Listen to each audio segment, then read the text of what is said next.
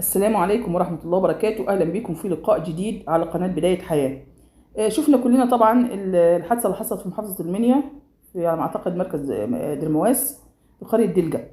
الست أفراد اللي من أسرة واحدة وست أطفال، وطبعا والدهم النهارده رحمة الله عليه لحق بالست أبناء. طبعا ربنا يرحمهم جميعا يا رب ويرحم أمواتنا جميعا. طبعا الموضوع ده اتكرر كتير في مصر، وممكن وارد يتكرر في اي بلد، وارد يعني ممكن حد ياكل اكل مرشوش مثلا، او مثلا ياكل حاجه من الزرع على كلام التقارير الطبيه اللي صدرت اخيرا. طبعا في اي دوله محترمه، اي دوله محترمه، الحادثه اللي حصلت دي، النتيجه اللي حصلت مش الحادثه نفسها. الحادثه وارد تحصل، دي اقدار ربنا سبحانه وتعالى.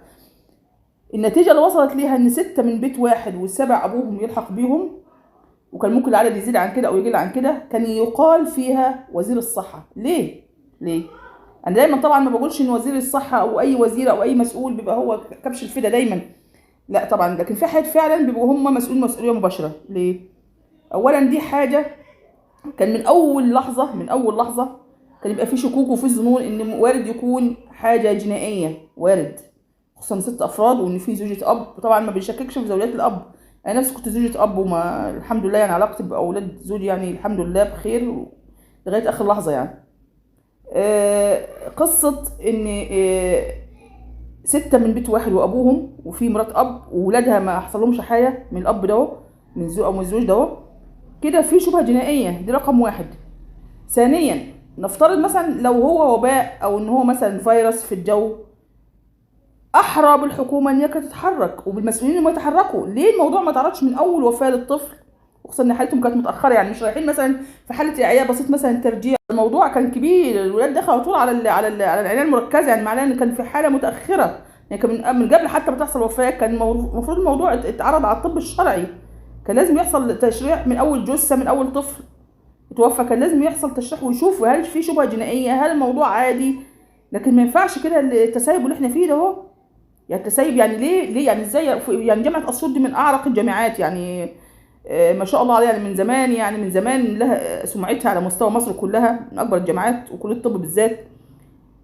ازاي جامعه بالشكل ده هو وليها مكانتها ولها سمعتها، وما يج... ليه ما نحطش توقع حتى لو 1% المرض الفلاني، شك حتى لو على سبيل الشك حتى، ونمشي وراه. طلع هو، يبقى خدنا احتياطنا وعرفنا هنمشي ازاي مع المرض اللي موجود قدامنا او الحاله، وتشخيص الحاله اللي قدامنا هنمشي ازاي دوائيا. ما طلعتش هي، خلاص يبقى كفى الله المؤمنين شر القتال. لكن ما انتظرش اسره بحالها. يعني يا جماعه، ده لو في اي بلد محترمه والله العظيم كانت الدنيا اتقلبت. مش عارفه في امريكا ولا في اوروبا زمان، طفل ضاع منه الكلب بتاعه في سوبر ماركت كبير، اللي ما اعرفش رئيس الحكومه نفسه اتحرك لغايه ما لقوا الكلب بتاع الطفل ده، كلب.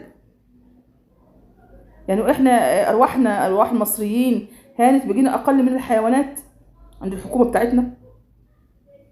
انا عارفه ان في خلل في المنظومه الصحيه، وان في فساد في المنظومه الصحيه، وعارفه ان في الاطباء بيعملوا اللي عليهم طبعا، مشكورين طبعا، وان في نقص في الادويه ودي مش بايديهم طبعا، والميزانيه الطبيه نازله خالص، مع ان المفروض رقم واحد على مستوى مصر يبقى رقم اكبر مبلغ بيطلع للميزانيات، ميزانيه وزاره الصحه والتعليم.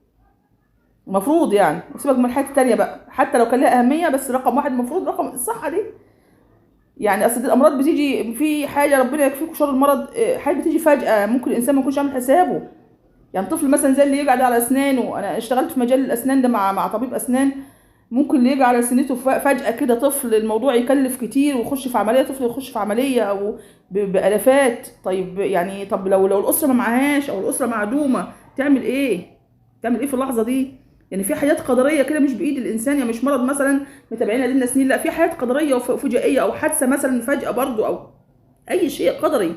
ليه ما يكونش وزاره الصحه؟ يعني زمان حتى على الاقل كنا بندخل نلاقي العلاج، دلوقتي لا، ما كنتش تروح بعلاجك من الالف للياء في اي مستشفى حكومي. انا ابن اخويا من كام يوم كده، حصل له اصابه في كتفه، وجع، معرفش كان بيلعب كوره، وجع مره في مره، كان بيروح ربنا يجازيهم كل خير الدكاتره في المستشفى الحكومي، ردوا له دراعه مره واتنين، يعني ما بحس ان ما يكلفوش عمليه، بس وصل لمرحله لا لازم عمليه ما اعرفش تثبيت ايه كده، دخلت له في حوالي 30000 جنيه. طب لو اخويا ده لو معهوش المبلغ ده، كان ابنه كان يبقى مصيره ايه؟ بيحصل تيبس بعد كده في الكتف، ويبقى الولد عجز على كده. فلازم ميزانيه الصحه دي لازم تكون رقم واحد في الميزانيه بتاعه الدوله، رقم واحد. وحته ان دكاتره يعني ده جزء في الخلل في المنظومه. طب الجزء الثاني بتاع الدكاتره ليه ما يتوقع الناس؟ يعني مستشفى الجامعه دي اكبر هيئه طبيه وصحيه على مستوى الدرجات الطبيه، يعني مش مستشفى عاديه، دي جامعه يعني بيتدرس فيها لطلبه الطب. لازم يتوقعوا مرض معين او يخطر في بالهم. انا ابن اخويا قبل كده كان هيروح من هنا طفل صغير، حكيته في فيديو من الفيديوهات على القصه بتاعته، انه كان هيضيع اكتر من 3 ايام والولد بيرجع وسخونيه عاليه ما بتنزلش، وفي الاخر طلع عنده التهاب سحائي واتلحق في الوقت المناسب. برضك الدكاتره ما توقعوش، والمستشفى خاصه كمان. طب هتحطوا 1% ان ممكن يكون التهاب سحائي مثلا، يعني حتى ولا انقاذ دكتور بتاع قلب، مش دكتور تخصص اطفال ولا حميات ولا اي حاجه، اللي اكتشف اللي خمن برضه وقال روحوا اعملوا تحاليل وشوفوا الدنيا فيها ايه. ما تخمن يا سيدي انت يا استاذ جماعه، خمن شوف الاطفال دي في ايه. توقع مثلا ممكن يكون في ميكروب، توقع ان الناس في ارياف مثلا ممكن وارد يكونوا كانوا حياه من الغيط مثلا فيها مبيدات، زي ما ظهر ان التقرير النهائي بعد ما ناس ماتت ودابت بقى ودفنت بقى 6 اطفال بقى ما لهمش ثمن في البلد دي، اللي جايين يكتشفوا ان ما اعرفش مبيد اسمه ما اعرفش ويندور ولا ايه.